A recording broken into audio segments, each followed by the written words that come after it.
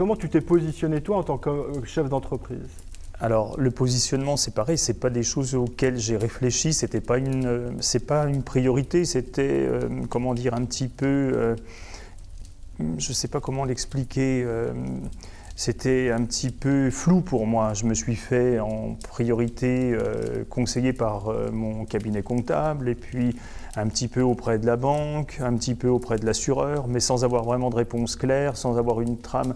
Ça s'est construit aussi un peu en fonction de l'évolution. Et avec les conseils de chacun, j'ai fait la synthèse de tout ça. J'ai essayé de trouver au fur et à mesure ce qui était bon pour moi, enfin ce qui semblait être bon. D'accord. C'était un petit peu difficile C'était un parce assemblage en fait de différentes... plusieurs voilà, personnes qui m'ont conseillé. Ok. Oui. Est-ce qu'à un moment donné, tu t'es posé et tu t'es dit, bon, s'il m'arrive quelque chose, comment je vais être protégé? Ou est-ce qu'on t'a amené à avoir une réflexion sur ce sujet? Alors quand j'ai commencé de travailler, non, je ne me posais pas du tout la question parce que je crois que quand on est jeune, on a l'engouement, on démarre les choses, on ne peut pas s'imaginer aussi qu'on puisse un jour avoir des problèmes, même si on le sait, on occulte un peu parce qu'on est pris par l'enthousiasme, etc.